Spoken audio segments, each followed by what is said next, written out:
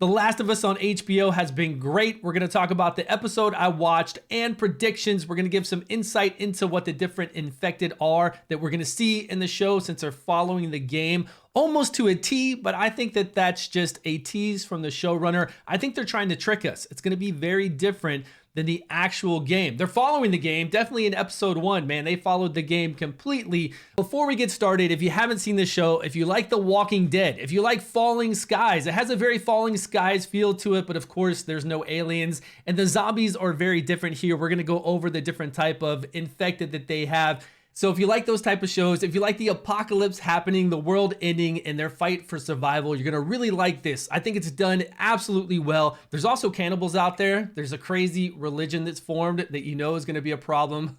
Let's get into it so we can talk about the episode and then also the predictions for what I think is gonna happen this season and following seasons. The Last of Us is based on a 2013 video game by the same name developed by Naughty Dog. We've got Pedro Pascal starring as Joel, a middle-aged man who's haunted by his past, the loss of his daughter, which you see very early on in episode 1.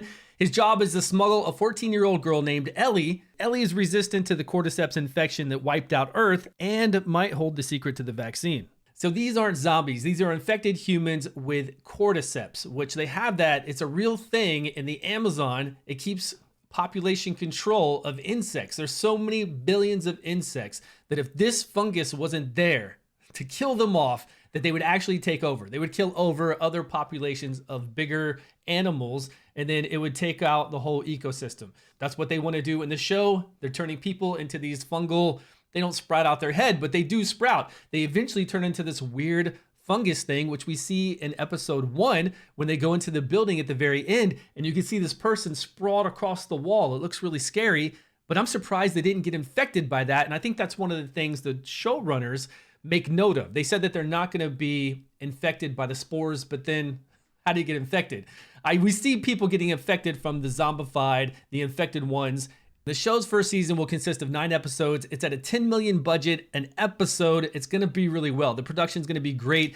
Pedro Pascal's earning $600,000 per episode. Good on him. Let's get into what our predictions are. What's going on with these infected? There are different types of zombies infected in this, which I think is going to make for a really interesting show. You've got the runners. They're super fast. They can see, they can actually hear really well. And they're the ones that chased him in the beginning when he was holding his daughter and he was running through, and then his brother, no, the military eventually shot it, and then they skipped forward 20 years. Those are runners, and they can see and they can hear, and they look very humanoid-like. Then you've got stalkers. Stalkers look less human, but they stalk their prey. They can hear and they can see, but instead of running at you just from hearing the noise, they look at you from afar. They wait to get close. They usually get behind large things and get ready to pounce on you, which is pretty creepy. So even though you don't see them, they might see you, and they do stalk in packs as well. Then you have clickers. Clickers is the middle stage of the infection to where it covers your eyes, your head. Basically, the fungus covers your head, and they use a clicking sound for echolocation, or they can hear really well, so they know where you're at, and you got to sneak up on them to take them out. Of course, fire in the game works really well for all these. You've got these blotters at the final stages, the third stage of the infection, which have a huge body. The fungus has formed all the way down from the head, all the way around the body. They're extremely durable. They even have sacks of poisonous gas. So you never want to fight these guys hand to hand. And I don't know if we're going to see any of these this season. It might be a slow buildup. Maybe we'll see some of the infected and then gradually get into some of the other ones. And this is where I hope it really takes a different turn as far as Ellie and as far as these infected, because it can't just be a normal zombie show. There's shamblers, which are the most difficult. They're at the final stage, and they're just basically a wrecking ball of all this weight along with all this fungus, which looks very grotesque. So you just want to stay away from them and try not to fight them unless you've got some heavy artillery. But I really like the diverse cast of all these different infected, and you're not just thinking like a normal zombie. You don't know what they're going to face. You don't know what's out there. And my prediction is that Ellie will be able to communicate or at least sense them. Now, it doesn't do anything with the game with this. I'm just going on my own predictions of where they want to take this show. They already said that they don't want it to be your typical zombie show, and I don't want it to be a zombie show either. I'm not going to be interested in seeing just your normal zombie show where people, which I saw in the previews, people are just standing behind the walls and hiding out.